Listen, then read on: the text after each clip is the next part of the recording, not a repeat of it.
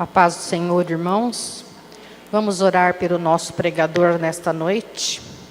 Senhor nosso Deus, nosso Pai, aqui está o seu servo para ministrar a sua gloriosa palavra. Senhor, que não seja ele a falar, mas que o Espírito Santo fale por ele, Senhor, nessa noite. Renove as nossas forças, a nossa fé, que a sua palavra vá de encontro aos anseios, ao coração de cada filho seu aqui hoje, Pai. É o que nós te pedimos e te agradecemos, Espírito Santo, em nome do nosso Senhor Jesus. Amém. Amém. Pode sentar, irmãos. Saúde a todos com a paz do Senhor Jesus Cristo. Amém? Quantos estão felizes? Glória a Deus. Eu sei que Deus já tem falado aos nossos corações. Estava com uma saudade de ser Vitorino, de servir uma aguinha para mim. Oh, glória. Obrigado. Deus te abençoe, viu? Aconteceu uma história. E essa história, eu lembro, no começo da minha conversão, eu escutei ela. Aí depois, eu fui para missões, escutei ela também em espanhol. Em espanhol, ela tinha um quê a mais. É uma história assim. Diz que uma costa, no mar, assim, uma costa, tinha um lugar que tinha muitas rochas. E ali aconteciam muitos naufrágios, porque tinha muitas rochas naquele lugar. E havia uma pequena aldeia, e essa aldeia, vendo os naufrágios, eles se movimentaram. Se movimentaram e disseram, vamos fazer pequenas cabanas assim na beira do mar, e vamos alertar as pessoas quando estiverem vindo, porque não existe um farol aqui para iluminar. Então nós vamos fazer uma fogueira, algo, e vamos alertar essas pessoas para que não venham a essas rochas e venham a naufragar. E aquelas pessoas começaram a se empenhar em salvar vidas, sem conhecê-los, sem saber quem estava na outra embarcação, sem se preocupar. E aquelas pessoas começaram a se movimentar daquela pequena comunidade, daquela pequena cidade, e eles faziam isso não para serem reconhecidos, eles não faziam isso porque eles pagavam, eles não faziam isso porque estavam interessados em alguma coisa, mas eles faziam isso porque estavam interessados naquelas vidas, para não se perderem. Mas passado o tempo, eles fizeram até um pequeno clube, por assim dizer, social. E passado o tempo, a guarda costeira viu a situação daquele lugar e enviou pessoas ali para trabalharem, para fazer o trabalho daquelas pessoas. Mas só que aquelas pessoas ainda, assim mesmo, eles continuaram ali fazendo também o trabalho junto com a guarda costeira. Só que o tempo foi passando. E aquelas pessoas começaram um a dizer para o outro, deixemos os profissionais fazerem isso. Eles ganham para isso. Eles são remunerados para fazer isso. Então que façam eles. Mas o curioso é que eles não deixaram o clube social. Eles continuaram se reunindo ali para conversarem, para falarem de alguma coisa. Algumas vezes por semana eles se reuniam ali. Mas já não estavam interessados naquelas almas que estavam perdidas. E o clube tinha até um símbolo na parede. Tinha ali no clube um símbolo que era um bote salva-vidas. Estava pregado ali na parede. E estava escrito em cima do bote salva-vida, salvamos vidas. Mas eles já não tinham interesse de salvar vidas.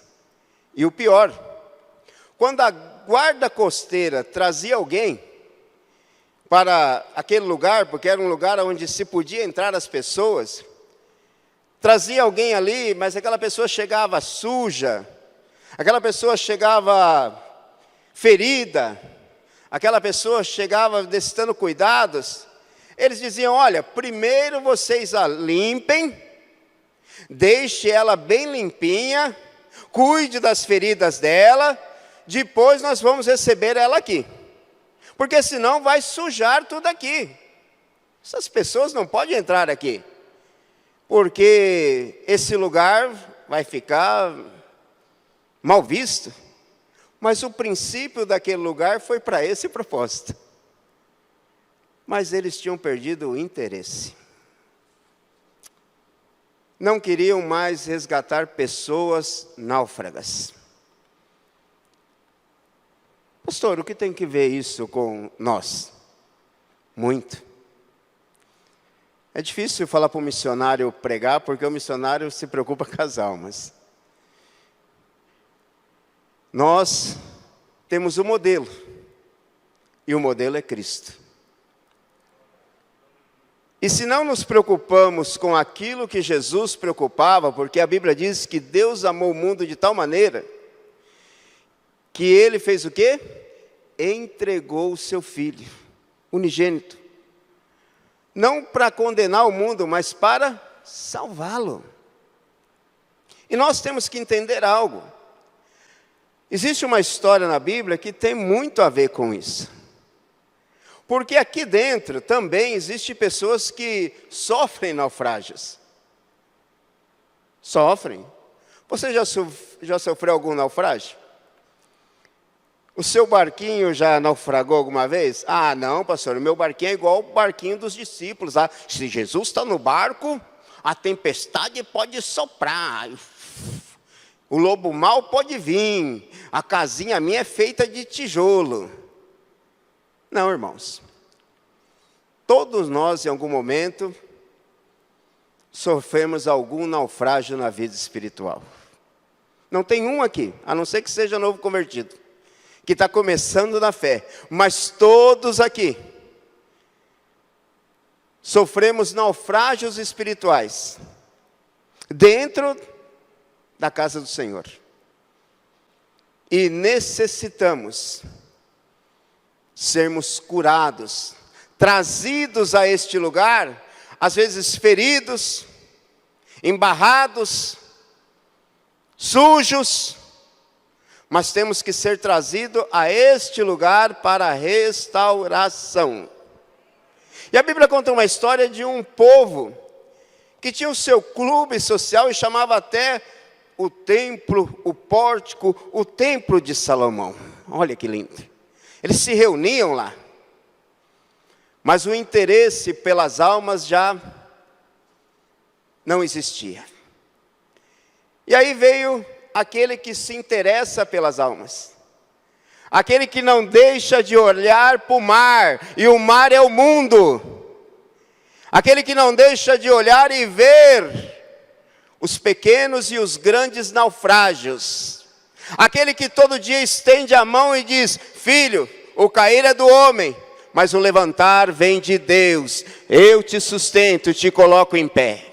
Abra aí comigo, João capítulo de número 8, história conhecida.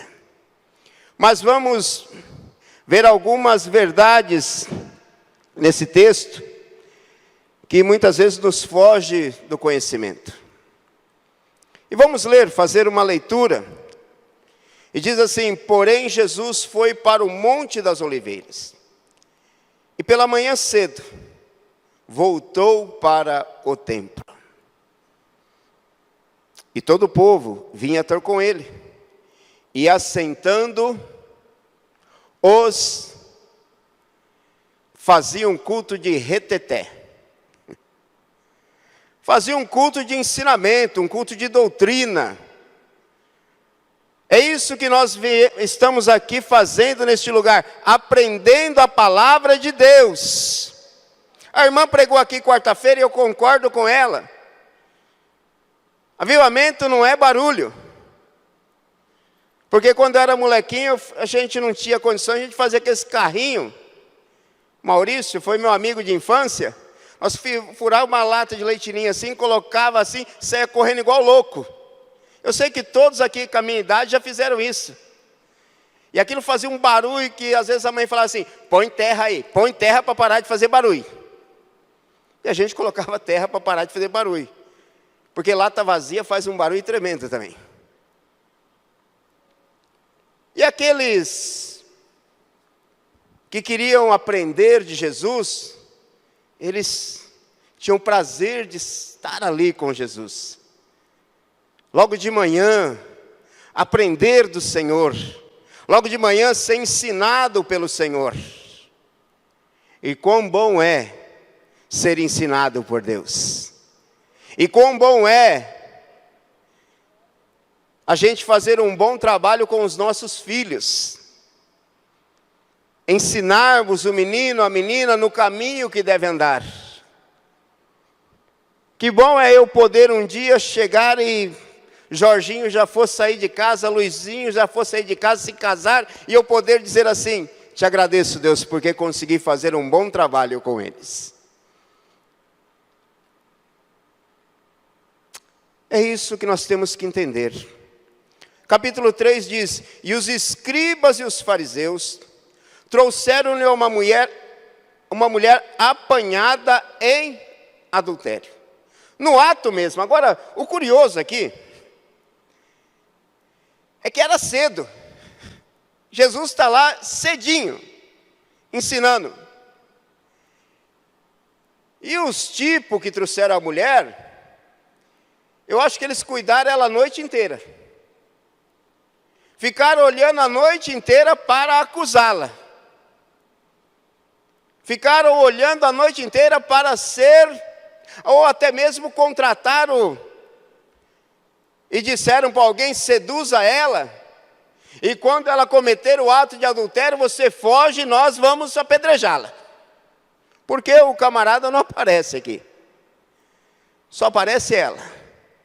Parece até que aquele que adulterou com ela foi contratado pelos principais, pelos fariseus, pelos escribas, para só seduzi-la.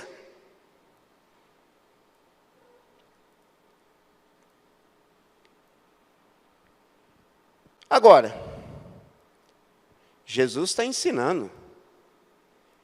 E chega um grupinho para atrapalhar a ensinança daqueles que estão aprendendo e para atrapalhar aquele que está ensinando. Ei, não deixe ninguém atrapalhar seu ensinamento com Jesus, não. Você está numa escola, e aqui é assim, começa no pré-primário, depois do primeiro, segundo, terceiro, quarto ano, até você chegar à estatura de varão e de varoa perfeita, diz a palavra. E receber o seu diploma lá no céu. Mas enquanto estiver aqui, é ensino, ensino, ensino, ensino, ensino, ensino, ensino. É ensino. E na lei, nos mandou Moisés, olha que bonito, mandou quem? Moisés, versículo 4, e na lei nos mandou Moisés, versículo 4 é esse, estamos no 3 lá, né? João 8, perdão, eu que me antecipei aqui, desculpa, Pinho. E pondo-a no meio, disseram, mestre, esta mulher foi apanhada no ato de adultério. Versículo 5. E na lei nos mandou Moisés, que tais sejam apedrejadas. Tu, pois, que disses? Nos mandou Moisés. Agora, Moisés não é o dono da lei. Quem escreveu a lei Quem escreveu os 10 mandamentos, quem escreveu lá, não adulterarás, a Bíblia diz que foi escrito com o dedo de Deus, em taubas de pedras. E se Deus e Jesus declarou, eu e o Pai somos um, eu imagino que foi o dedo de Jesus que escreveu os 10 mandamentos também. Foi ele que escreveu 5 numa tauba e 5 na outra. E aqui estão dizendo, e na lei nos mandou Moisés. Eu penso que Jesus deu uma risada e disse assim, mas são bobinho. Eu que escrevi isso aí. Foi eu mesmo. Foi eu que estava lá no dia e entreguei as tábuas para Moisés, e ainda teve que Moisés descer do monte, porque a lei era dura. E quando desceu Moisés do monte, eles estavam fazendo uma festa com um bezerro de ouro lá. E Moisés jogou as pedras no chão, e naquele dia, Moisés se pôs no meu lugar. Porque eu disse para Moisés, Moisés, vamos abandonar esse povo. E eu farei de ti uma grande nação. Não vamos ler porque não dá tempo. E eu farei de ti, Moisés, uma grande nação. E Moisés disse, não, Senhor. Moisés se colocou na tipologia, no lugar de Jesus naquele momento, e intercedeu por aquele povo. E disse, Senhor, não faça isso. E Deus dá uma nova oportunidade, Moisés sobe outra vez ao monte. Passa lá um tempo outra vez, e Deus dá para ele de novo as tábuas da lei escritas pelo dedo de Deus. Isso está em Êxodo, capítulo 31, 18, depois você leia. Aquele que escreveu a lei e os 10 mandamentos, aquele que é dono da verdade, aquele que deu a lei para Israel cumpri-la, é o mesmo que está vindo para cumprir toda a lei. É o mesmo que está chegando para instalar o tempo aceitável de Deus, que chama-se tempo da graça de Deus. Tempo do favor não merecido. A graça de Deus já te alcançou? Cuidado para não estar carregando pedra. Cuidado para não estar com o bolsinho cheio de pedra. Cuidado para não estar com uma pedra aí dizendo, eu sabia, esse irmão caiu, tem que dar uma pedra. Eu imagino, irmãos, que Pedro estava aí nesse dia. E eu imagino que Pedro tinha uma boa pedra na mão. Até imagino que Pedro pode ter sido o primeiro a dizer, gente, vamos apedrejá-la.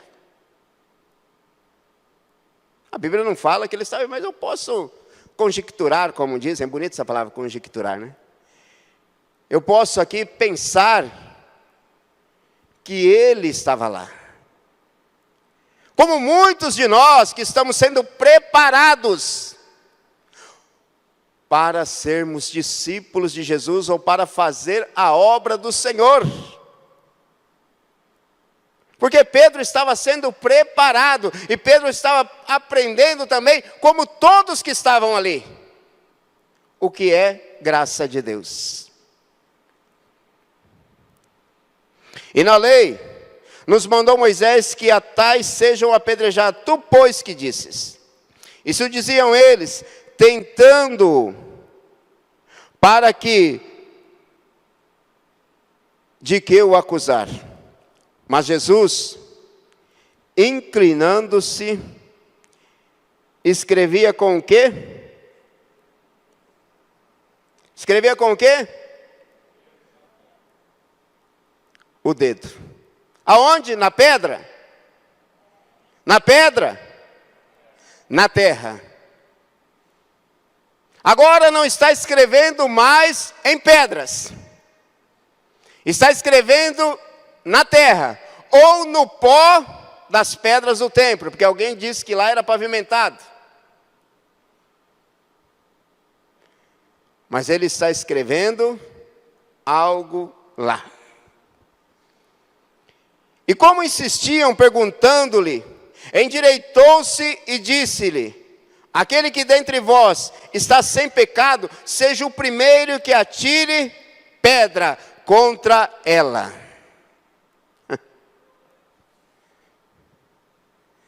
Uau!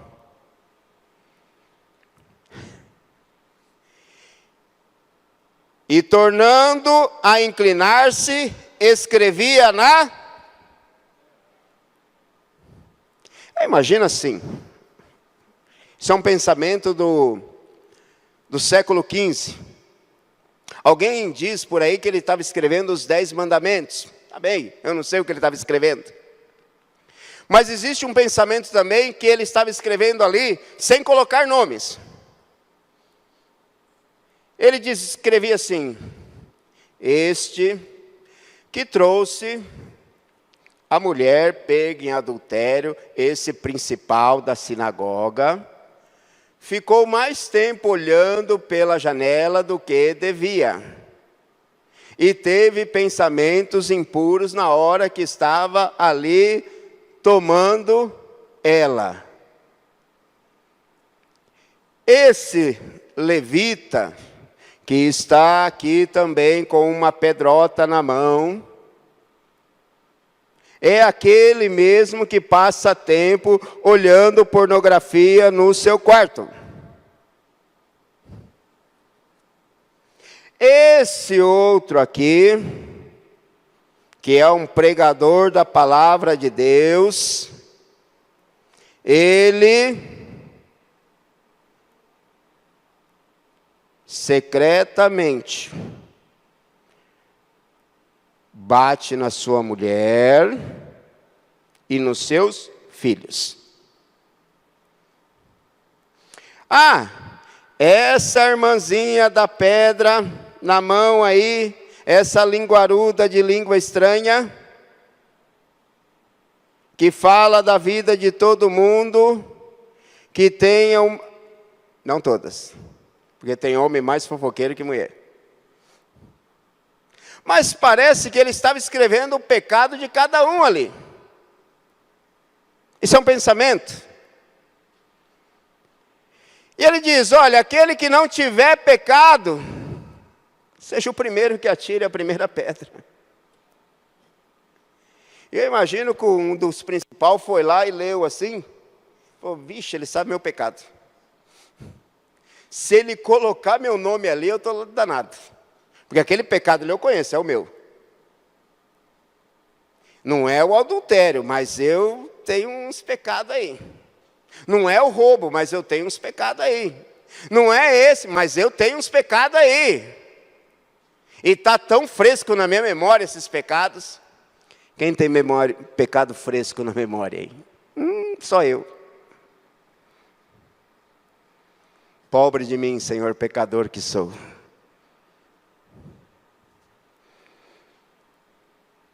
Quando ouviram isso, saíram um a começar pelos mais velhos, até aos últimos. É interessante, que eu acho que os mais velhos disseram assim: nós temos mais pecado acumulado. Vamos deixar a pedra primeiro. Faz mais tempo que nós estamos pecando. Vamos soltar a pedra primeiro. Aí os mais novos falam assim: nós estamos começando a pecar, vamos soltar também. Se os mais velhos soltou, soltamos também.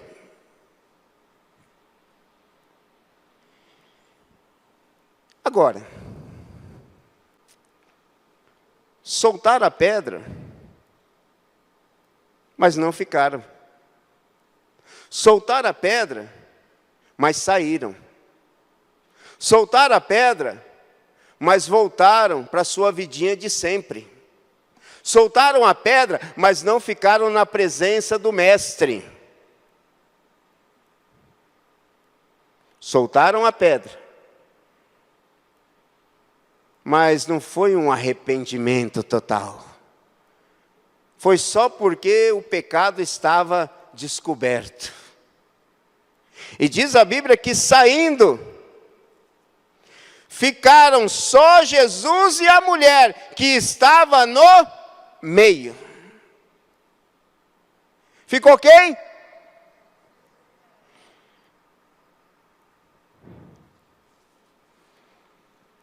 Quem ficou? Vale a pena ler algo aqui.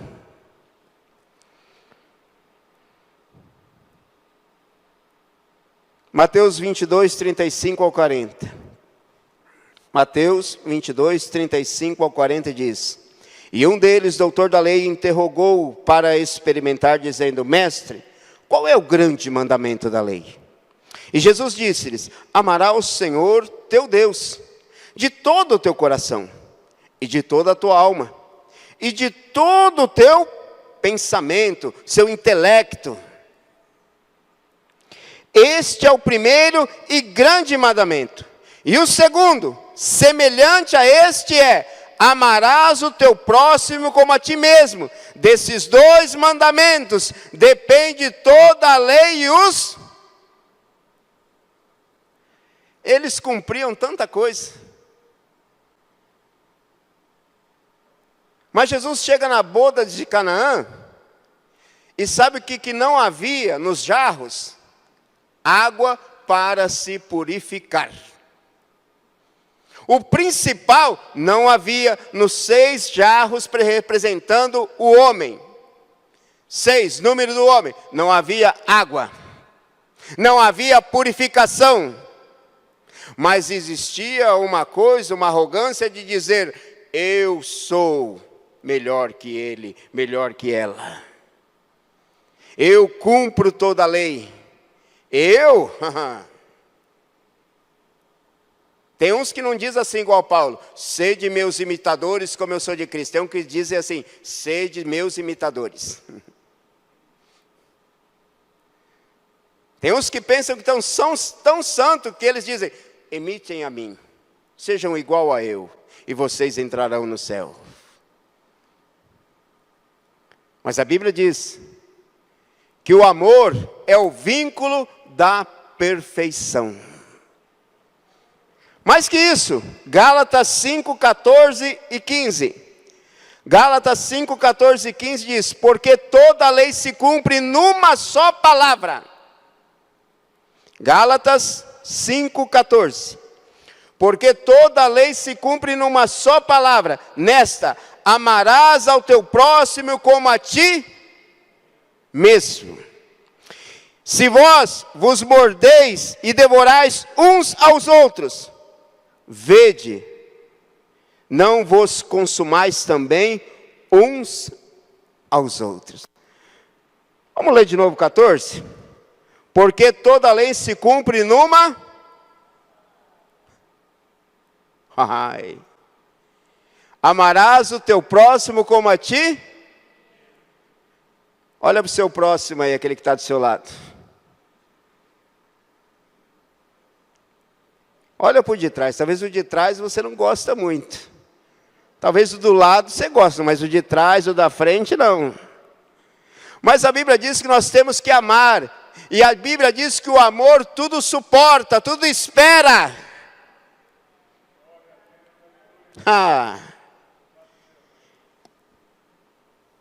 Existe um salmista, não sei se vocês conhecem ele, morreu já, Renato Russo.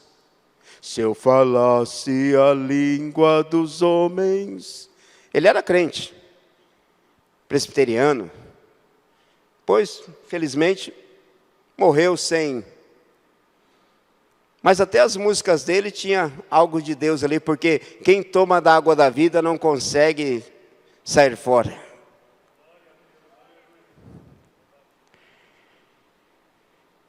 E endireitando, Jesus não viu a ninguém, 8:10 de João. Mais do que a mulher, e disse-lhe: mulher, onde estão aqueles teus acusadores? É uma pergunta. Quem pode intentar acusações para os filhos de Deus? Uma vez, é até engraçado isso, mas vou contar. Eu era novo convertido, pentecostal, e tem uma coisa que pentecostal gosta, é de expulsar demônio. E uma irmãzinha, e eu estava com a vida meia torta nessa época, mais torta em realidade. Estava nos pecados meio difícil, hein? Aqueles pecados que você vem para a igreja, traz os pecados junto e eles ficam como animal de estimação seu. Sabe como é que é, né? Porque tem isso, você vem para a igreja, você ama Jesus, você quer Jesus, você, me converti, aleluia, glória a Deus, até batizar com o Espírito Santo, fala língua estranha, mas carrega um pecadinho do lado. Sempre ele está, igual aquelas maletinhas de pregador, já viu? Você carrega ele do lado, assim, sempre. E aí a irmã manifestou o demônio lá, e nós estava eu, pastor Jordevan, pastor Josino, tudo jovem nessa época, ninguém era pastor, nós era tudo jovem. E de repente o demônio olha para mim e começa a rir. Eu falei, rapaz, esse cara me conhece. Esse me conhece. Ele falou assim, você vai me expulsar? Mas não é com essa voz não, falou aquela voz tenebrosa mesmo. Você vai me expulsar? Você que está com a sua vida assim. Eu falei, bicho dedo duro. Aí eu olhei para o Jordevan e para o pastor José e falei assim, é o pai da mentira mesmo, né? Só que os dois olharam para mim e falaram assim, não, você está em pecado, cara. Rapaz, me deu uma raiva. Se eu pudesse, eu tinha batido na irmã. Mas eu sabia que não era a irmã, era o capiroto que estava nela. Aí eu fui assim e falei assim, olha aqui, demônio, olha bem para mim. O sangue de Jesus Cristo me purifica de todo mal. E agora te digo, sai dela em nome de Jesus. Saiu na hora.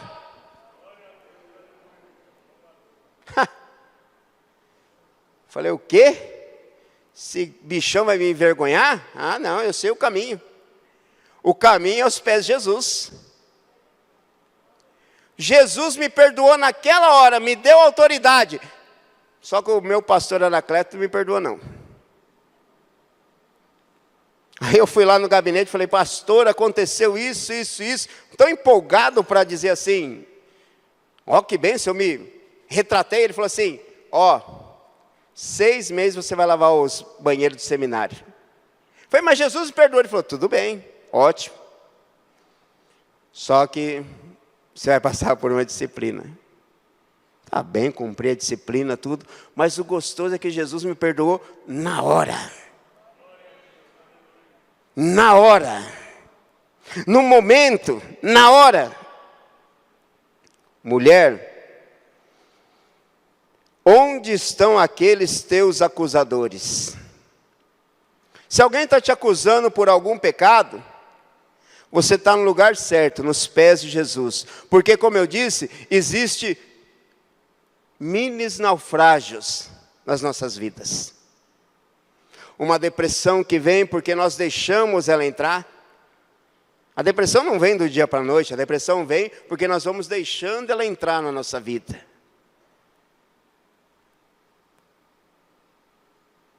O adultério não vem do dia para a noite, vem porque nós vamos deixando, alimentando em nossa mente. O roubo não vem do dia para a noite, vem com a cobiça, com aquilo que nós já estamos desejando. E no fim, nós acabamos dando lugar. Ai, pastor, o senhor dá lugar? Você nem sabe o quanto. Tem dia que eu dou mais lugar, e à noite eu falo assim, Jesus, me perdoa de tudo.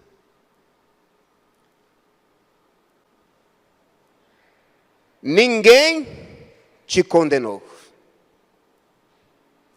Então disse, ninguém, Senhor.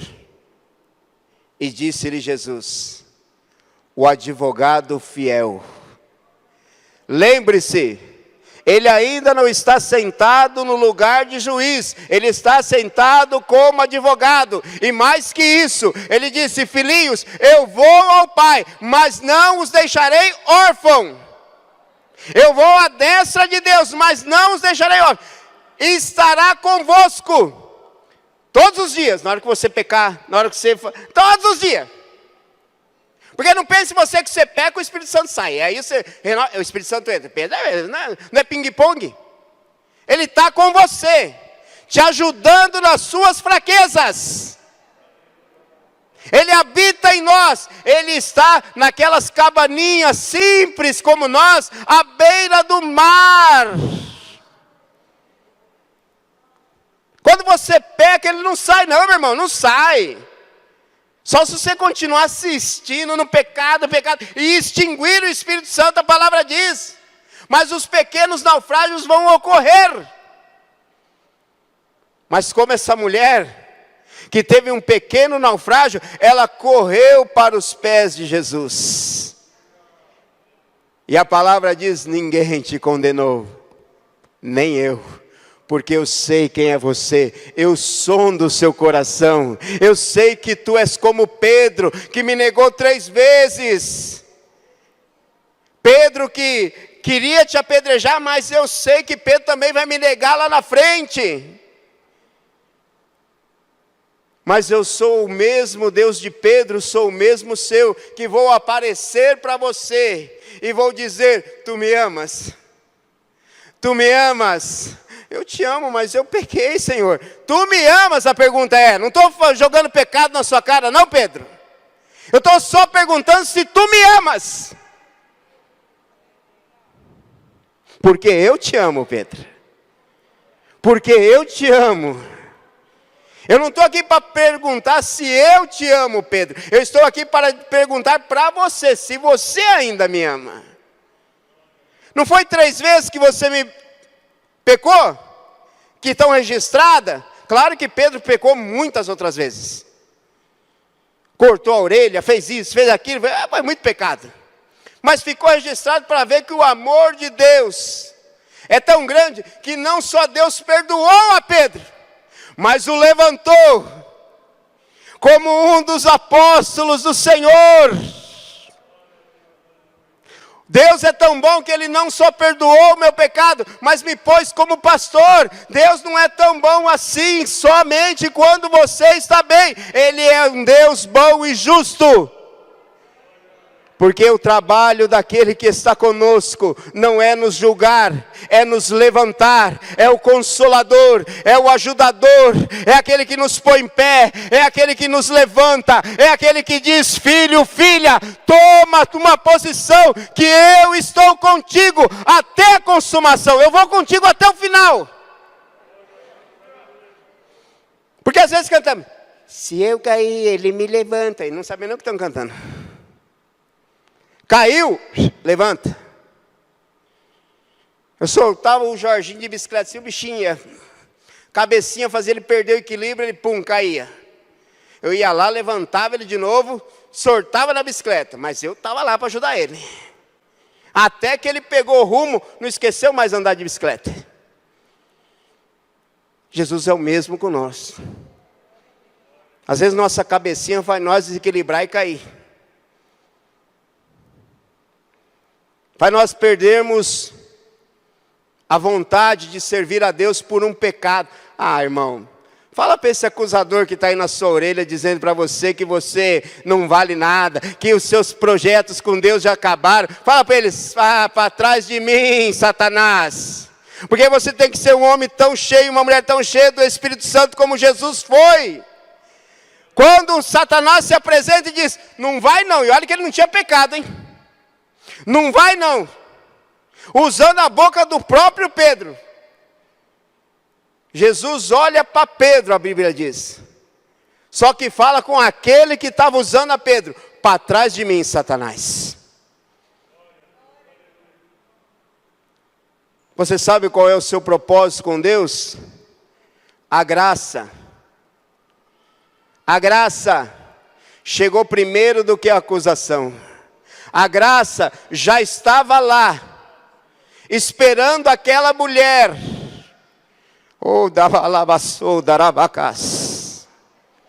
A graça chegou primeiro do que quando você pecou, meu irmão, minha irmã. Olha só que a graça... Ai, pastor, o senhor está fazendo apologia ao pecado, que pode pecar, pode fazer, pode acontecer, que vai levantar, que vai... Não estou fazendo apologia de nada. Eu estou só dizendo que Jesus e o Espírito Santo, aquele que foi colocado aqui, na igreja, como cabeça, que dirige a igreja, chama Espírito Santo, ele está aqui para ajudar, para orientar, para levantar. Não é só para falar língua estranha, não. Não é só para te encher, não, de barulho. É para te levantar, te colocar em pé. E diz, levanta meu filho, levanta minha filha, eu estou contigo. Nem eu te condeno. A graça é tão maravilhosa, que quando a gente cai,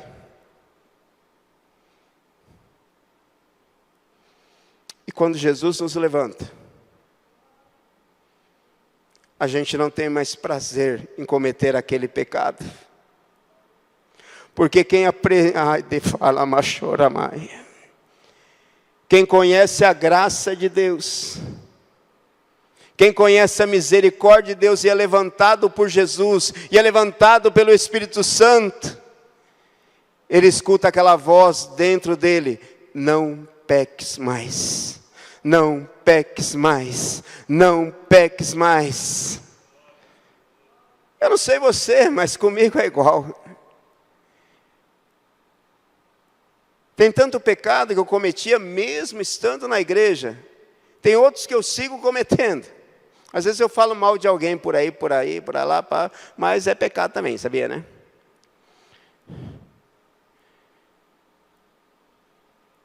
É pecado também. A Bíblia diz que aquele que muito fala, mais peca. Eu acho que eu peco mais por causa disso, eu falo muito. Se a graça te alcançar, você não tem mais prazer de pecar. Versículo 12 diz, falou-lhe, pois, Jesus outra vez, dizendo, eu sou a luz do mundo. Quem me segue não andará em trevas, mas terá a luz da vida. Coloque-se em pé, vamos orar. Ora basura mataya candarás. Quantos naufrágios? Quantas acusações você tem recebido? E quando a Bíblia diz assim, não vos assentei nas rodas de escarnecedores, ela não está falando na roda de pecadores. Os escarnecedores estão dentro, não fora. Os escarnecedores estavam ali para acusar aquela mulher, para apedrejá-la, para vê-la morrer. E é tão interessante que essa mulher nem nome tem, porque essa mulher representa eu e você, a noiva do Senhor. Essa mulher nem nome tem, porque ela era o pastor Braz daquele dia. Ela era eu lá. Ela era você lá. E a graça de Deus te tomou pela mão e diz, vá e não peques mais. Porque tu não és só um vencedor, uma vencedora. Você é mais que vencedor em eu que te fortaleço, disse Jesus.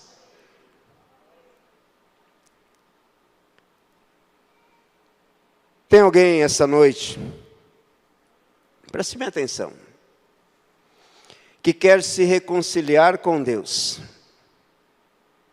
O que é um reconciliamento? Senhor, eu sei o que eu fiz e sei onde caí, mas eu vim no lugar certo, porque aqui é aquele que me levanta está aqui.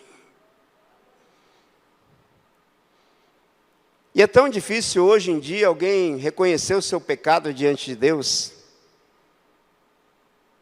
É tão difícil alguém reconhecer o seu pecado, porque você não precisa vir aqui confessar ele, não. Você só tem que dizer ele para Jesus, dizer: Senhor,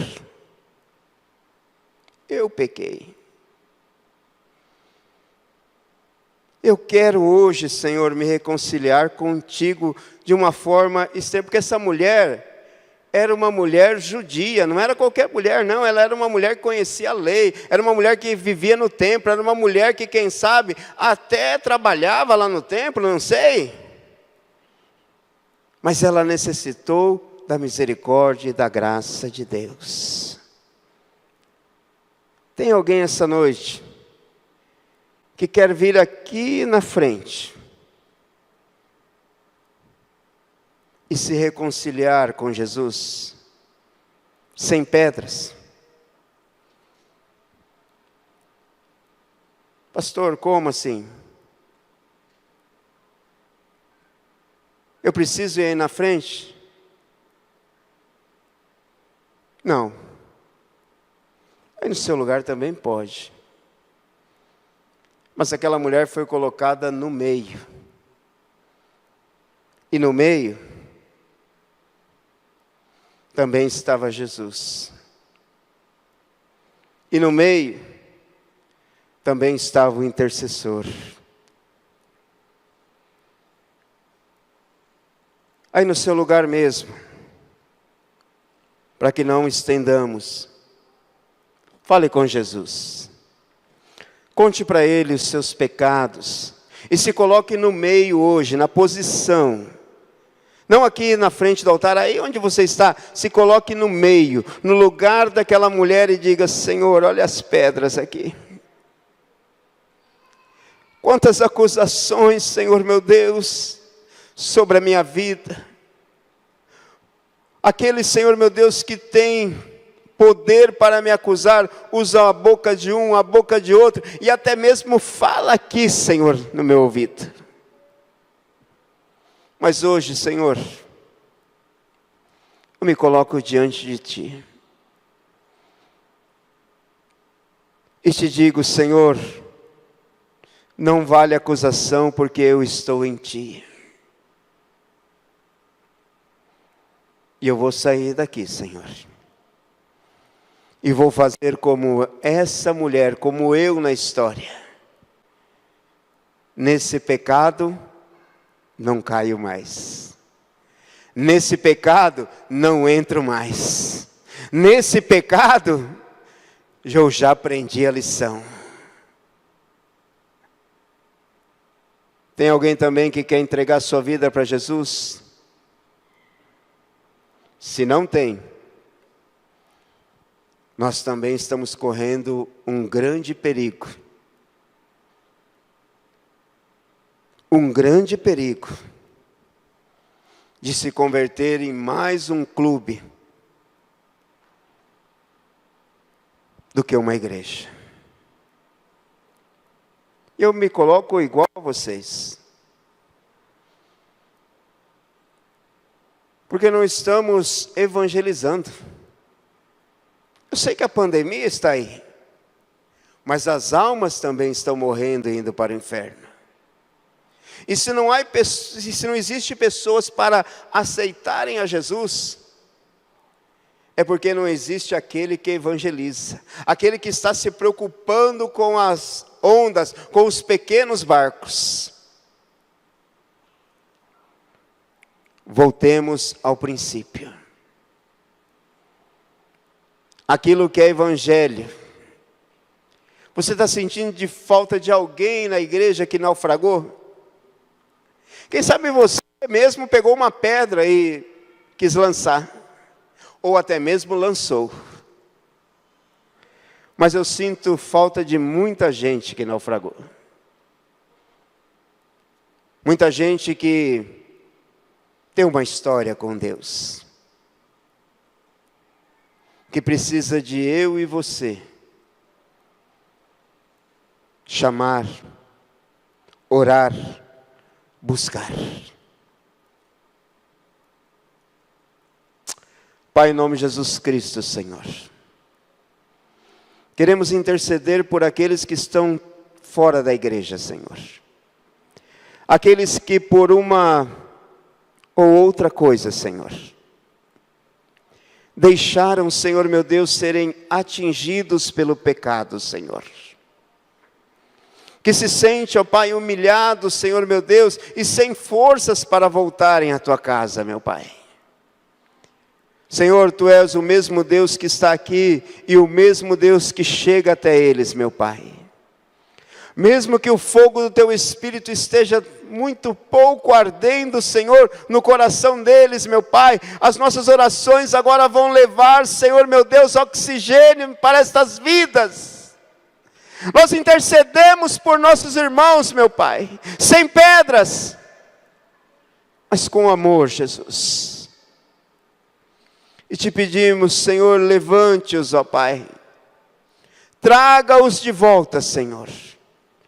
É o que te pedimos em nome de Jesus Cristo. Amém.